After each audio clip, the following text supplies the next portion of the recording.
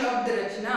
इससे पहले हमने वर्णमाला से रिलेटेड 2 क्लास की हैं। उस क्लास में हमारा वर्णमाला का सारा सब कुछ डिटेल में हो चुका है। अगर आपको वो वीडियोस भी देखनी है तो आपको डिस्क्रिप्शन बॉक्स में मिल जाएगा, तो आप देख लीजिएगा, वो वीडियोस इंपॉर्टेंट हैं।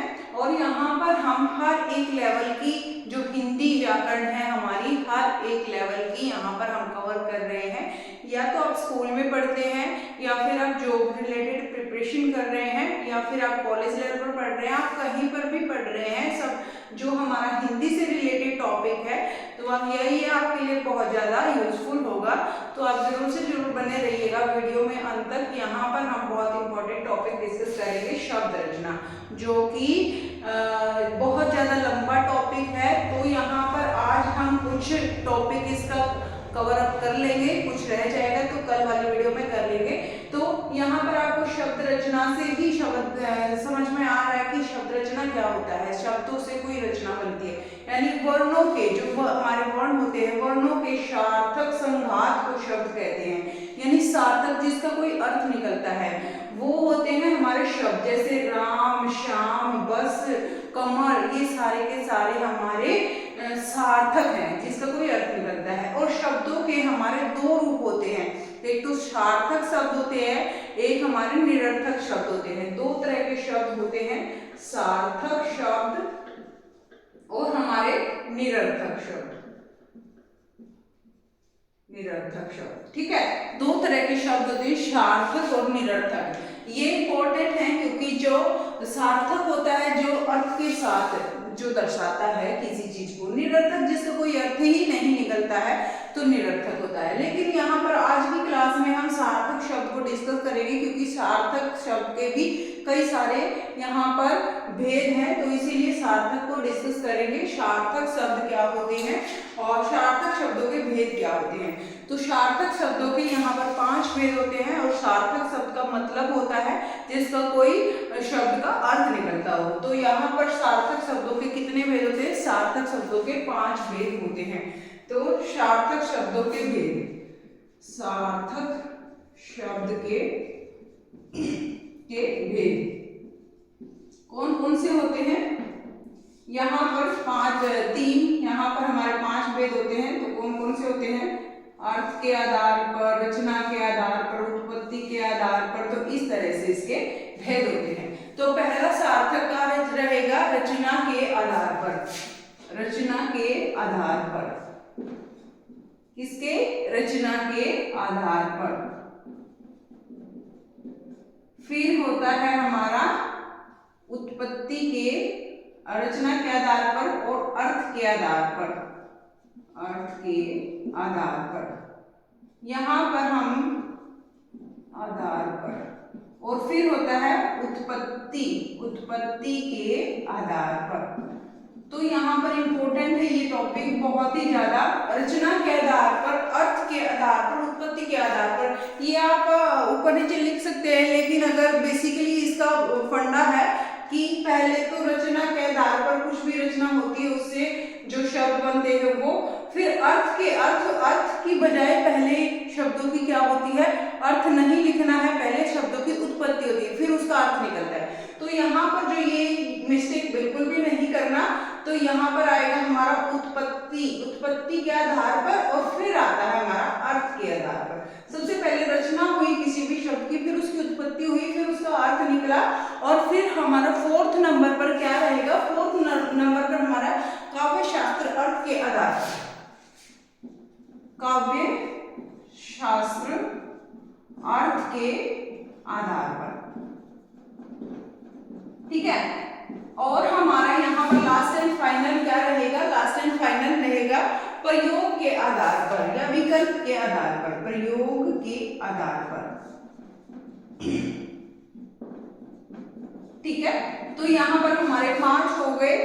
यहाँ पर सार्थक शब्द के भेद हैं जो हमारे 5 है, रचना के आधार पर, उत्पत्ति के आधार पर, अर्थ के आधार पर, काव्य शास्त्र के आधार पर। तो यहाँ पर जो रचना के आधार पर है, यहाँ पर हमारे 3 पार्ट होते हैं। रूढ़ शब्द रचना के आधार पर, रूढ़ शब्द, और फिर योग रूढ़, योग रूढ़ शब्द और फिर यौगिक शब्द, यौगिक शब्द। तो ये इंपॉर्टेंट है। रूढ़ शब्द क्या होते हैं, योग रूढ़ शब्द क्या होते हैं, यौगिक शब्द क्या होते हैं, आपको पता होना चाहिए। रूढ़ शब्द क्या होते हैं फ्रेंड्स, जो कि वे ऐसे शब्द, रूढ़ शब्द जिन शब्दों को विभाजित नहीं किया जा सकता, यानी जिन शब्दों को विभाजित नहीं किया जा सकता, उसका कोई मीनिंग ही नहीं रहेगा, मीनिंगलेस हो जाएगा। तो यहाँ पर रूढ़ शब्द है जिन शब्दों को विभाजित नहीं किया जा सकता, शब्दों को विभाजित नहीं किया जा सकता, नहीं किया जा सकता। अगर हम इसको विभाजित कर भी देंगे तो इसका कोई मतलब अर्थ नहीं निकलेगा। जैसे बस, ब जमा स, बस, ब का कोई अलग से मीनिंग नहीं होता, स का भी नहीं होता। ऐसे ही किताब, की जमा ताब, इसका कोई मतलब नहीं होता अलग से। ऐसे ही कमरा। तो इस तरह के बहुत से अक्षर बनते हैं जिनका हम विभाजन नहीं कर सकते, तो वो हमारे रूढ़ शब्द होते हैं, ठीक है। और जो योग रूढ़ शब्द होते हैं वो क्या होते हैं, ये होते हैं ऐसे शब्द होते हैं फ्रेंड्स, योग रूढ़ शब्द जो दो रूढ़ शब्दों से मिलकर कोई तीसरा ही अर्थ दे देते हैं। दो रूढ़ शब्दों के मिलने से, दो रूढ़ शब्दों के मिलने से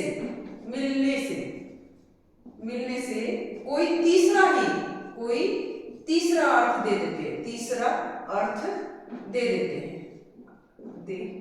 देते हैं, यानी प्रकट कर देते हैं। तो तीसरा अर्थ क्या प्रकट करते हैं, तीसरा अर्थ जैसे गजानन, गजानन कौन होते हैं, दशानन, गजानन, दशानन, लंबोदर। और यहाँ पर बहुत से ऐसे शब्द हैं फ्रेंड्स जिनसे हम इस तरह के मीनिंग निकाल सकते हैं। तो यहाँ पर आपको शायद दिखाई दे रहा होगा अच्छे से, फिर भी मैं एक बार चेक कर लेती हूँ। हाँ जी, आपको सही से दिख रहा है। तो यहाँ पर जो है ये लंबोदर, चतुर्भुज और गजानन, दशानन, ये ऐसे शब्द हैं, चतुर्भुज,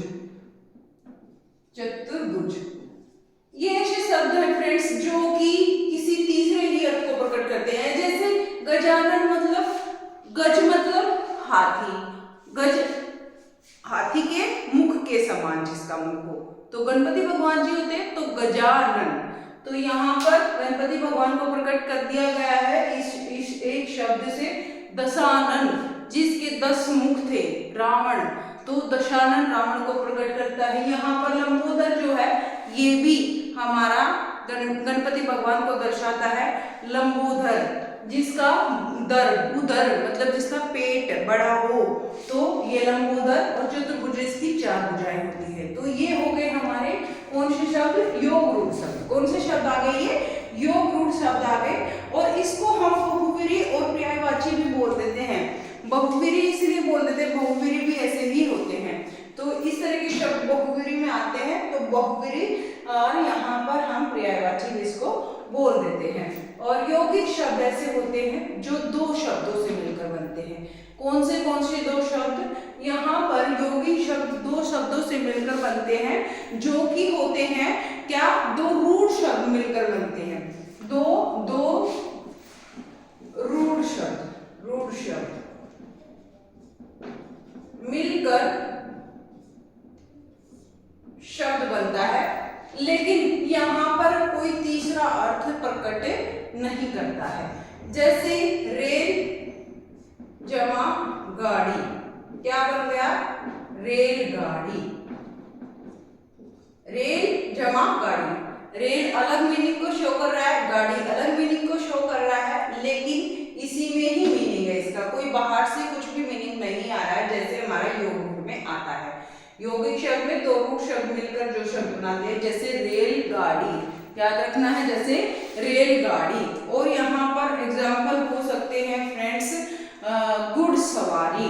गुड़ गुड़ मतलब खाने वाला, सवारी वो अलग मीनिंग होता है। तो रेलगाड़ी, गुड़ सवारी, इस तरह के हमारे यौगिक शब्द होते हैं। अब बात करते हैं उत्पत्ति के आधार पर। ये रचना के आधार पर हमारे हो गए हैं। उत्पत्ति के आधार पर हमारे यहाँ पर 5 भेद होते हैं। कितने होते हैं?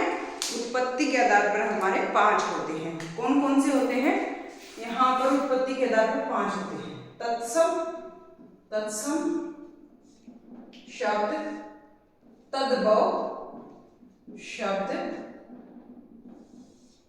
देशज शब्द, विदेशज, विदेशी शब्द भी बोल देते हैं, विदेशज या विदेशी, विदेशज या विदेशी, विदेशी शब्द। ठीक है।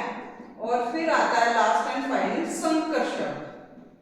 ठीक है। ये 5 इसके डिवाइड हो जाते हैं उत्पत्ति के आधार पर। इसको 5 भागों में बांटा जाता है। तत्सम शब्द, तद्भव शब्द, देशज शब्द, विदेशज शब्द, संकर शब्द। अब बात आती है तत्सम शब्द क्या होते हैं। तत्सम शब्द 2 शब्दों से मिलकर बनता है। तत्सम शब्द हमारा 2 शब्दों से मिलकर बनता है। कौन कौन से 2?